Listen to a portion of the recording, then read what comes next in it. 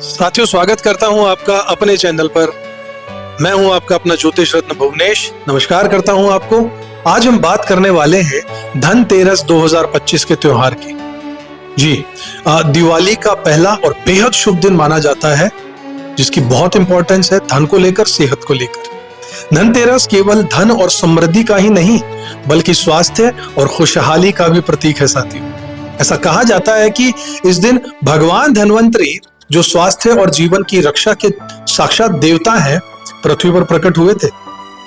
तो इस वीडियो में हम पूरे विस्तार में जानेंगे धनतेरस की कथा, पूजा की विधि, क्या करना है क्या नहीं करना है, खरीदारी के शुभ उपाय और कुछ ऐसे रोचक तथ्य साथियों, जो हम इस दिन और भी इस दिन को खास बनाने में हमारी मदद कर सकते हैं। तो चलिए शुरुआत करते हैं साथियों।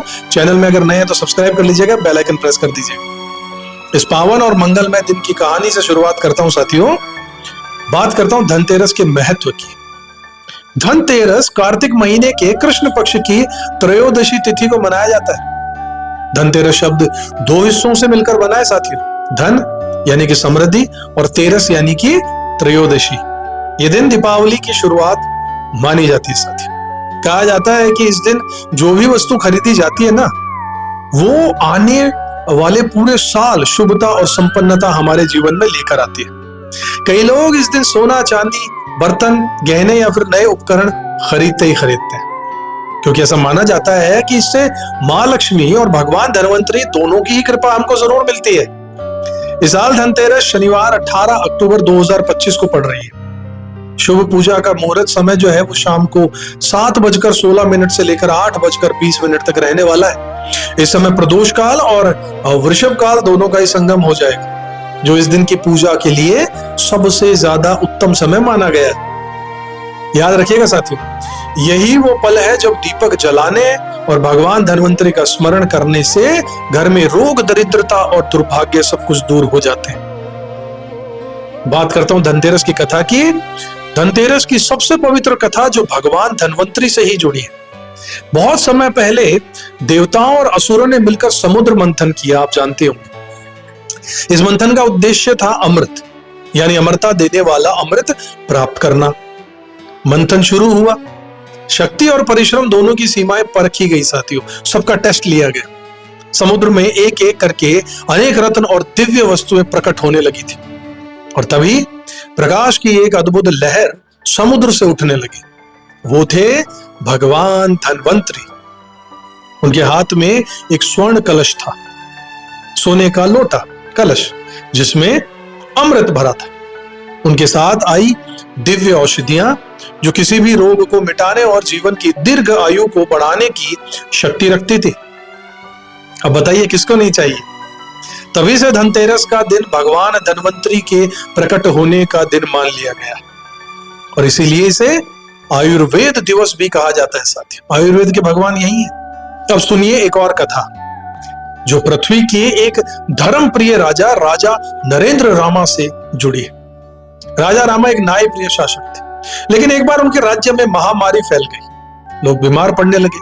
भय और दुख का वातावरण चारों तरफ फैल गया। राजा चिंतित होने लगे और सोचने लगे कि क्या ये मेरे कर्मों का फल है, या ईश्वर यहां पर मेरी कोई परीक्षा ले रहे साथी। तभी एक रात स्वप्न में भगवान धनवंतरी उनके प्रकट हुए। उन्होंने कहा, राजा, अगर तुम स्वास्थ्य और शांति चाहते हो अपने समाज में, अपने राजपाट में, तो कार्तिक कृष्ण त्रयोदशी यानी कि धनतेरस के दिन व्रत रखो, पूजा करो और दीपक जलाकर मेरी आराधना सच्चे मन से करो। राजा ने दूसरे ही दिन आदेश दिया। सभी दीपक जलाए गए और कहा कि पूरे राज्य में हर घर में दीपक जलने चाहिए। नए बर्तन, सोना चांदी घर पर लाना है और गरीबों को दान जरूर देना है। उस रात राजा ने स्वयं हाथ से दीपक जलाया और भगवान धनवंतरी के मंत्र का उच्चारण करके जाप भी किया। ओम धनवंतरये नमः। धीरे धीरे राज्य में रोग और अंधकार ऐसे साफ होने लगा जैसे रात्रि का अंधकार सुबह सूर्य उदय होता है। लोगों के चेहरे पर फिर से मुस्कान लौट उठी। राजा राम ने कहा, सच्चा धन वही है साथियों जो स्वास्थ्य और सेवा में लग जाए। भगवान धनवंतरी ने प्रसन्न होकर आशीर्वाद दिया और कहा कि जो इस दिन श्रद्धा और भक्ति से मेरी पूजा करेगा उसके घर में सुख समृद्धि और स्वास्थ्य स्थायी रूप से बस जाएंगे, वहीं रह जाएंगे, आप ही के होकर रह जाएंगे। तभी से हर वर्ष ये दिन धनतेरस के नाम से बड़े हर्षोल्लास से मनाया जाता है, जहां लोग सिर्फ धन ही नहीं बल्कि सेहत, भक्ति और संतुलन की कामना जरूर करते हैं। अब बात कर लेते हैं साथियों इस दिन की पूजा विधि की, कैसे करनी है इसकी पूजा। तो साथियों सबसे पहले सुबह जल्दी उठना होगा, स्नान करना होगा सूर्योदय से पहले, और घर को साफ सुथरा जरूर कर लीजिएगा। दीपक जलाने से पहले घर का जो मेन एंट्रेंस है, मुख्य द्वार है, उस पर थोड़ा सा गंगा जल छिड़कना चाहिए। फिर पूजा स्थल पर भगवान धन्वंतरी और माता लक्ष्मी की तस्वीर या मूर्ति रखिएगा। दीपक जलाइएगा, तिलक कीजिएगा, फूल चढ़ाइएगा और अपने नए बर्तन, सोना चांदी या जो भी खरीदी हुई वस्तुएं हैं उन्हें भगवान के सामने रखिएगा और फिर मंत्र बोलिएगा, ओम धन्वंतरे नमः। या फिर लंबा मंत्र चाहे तो ओम नमो भगवते वासुदेवाय धन्वंतरे अमृत कलशस्ताय सर्वांग विनाशाय त्रलोकनाथाय श्री महाविष्णवे स्वाहा। इसके अलावा माँ लक्ष्मी के भजन भी कीजिएगा। इस दिन अगर आप गरीबों को अनाज, कपड़े या फल दान करते हैं तो उनका पुण्य कई गुना बढ़ जाएगा। पूजा के बाद दीपक जलाइए और घर के प्रवेश द्वार पर उसे रख दीजिए।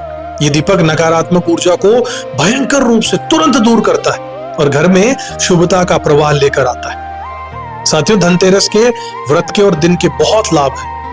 इस पूजा के अद्भुत लाभ की बात करूं तो सबसे पहले यह दिन स्वास्थ्य की देवी शक्ति को जगाने का प्रतीक होता है।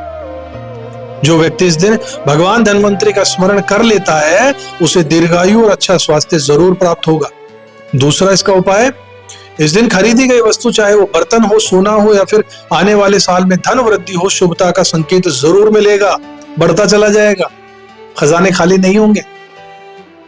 तीसरा इसका फायदा है, दीपक जलाने से नकारात्मक ऊर्जा दूर होती है और घर में सकारात्मक ऊर्जा का संचार हो पड़ता है, चल पड़ता है, बह पड़ता है।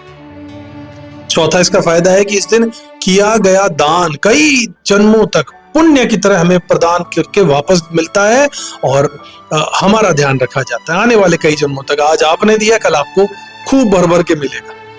और सबसे महत्वपूर्ण, ये दिन हमें एक चीज याद दिलाता है कि धन और सेहत का सही संतुलन ही जीवन का असली सुख है। धन के कोई मायने नहीं अगर सेहत नहीं है तो, इसलिए पहला सुख निरोगी का है। ये मैसेज है इस दिन का। साथियों धनतेरस के दिन कुछ बातों का भी ध्यान रखना चाहिए, इससे इसे बहुत बेहद तरीके से शुभ रूप से मनाया जाएगा। पहला है कि सोना चांदी खरीदना इस दिन बहुत मंगलकारी होता है, जरूर खरीदिएगा। दूसरा, घर की सफाई और सजावट पर ध्यान दीजिएगा, इस दिन जरूर कीजिएगा, क्योंकि मां लक्ष्मी का वास वहीं होता है जहां पर पवित्रता और सफाई होती है। शाम के समय यम दीप जलाना मत भूलिएगा। यह दीपक मृत्यु का भय और अकाल मृत्यु से रक्षा जरूर करता है। इसके अलावा पुराने बर्तन या टूटा हुआ सामान घर से तुरंत बाहर फेंक दीजिएगा इस दिन, ताकि नई ऊर्जा घर में प्रवेश कर पाए। तो दोस्तों धनतेरस सिर्फ एक धन और सोने का त्योहार ही नहीं है, बल्कि सेहत, सेवा और संतुलन का पर्व है। इस दिन भगवान धन्वंतरी और माता लक्ष्मी की पूजा से जीवन में सुख, शांति और समृद्धि के द्वार खुलने लगते हैं। मेरी तरफ से आप सभी को, पूरे परिवार को धनतेरस 2025 की हार्दिक शुभकामनाएं। अगर वीडियो अच्छा लगा हो तो लाइक कीजिएगा, शेयर कीजिएगा, चैनल को सब्सक्राइब करना मत भूलिएगा। साथियों आपका हर क्लिक हमारी संस्कृति को और मजबूत करता चला जाएगा। अगले वीडियो में फिर मिलूं, तब तक खुश रहिए, अपना कर्म करते रहिए और भगवान धन्वंतरी से अच्छे स्वास्थ्य की कामना कीजिए, व्रत कीजिए। जय श्री धन्वंतरी देव, जय माता लक्ष्मी।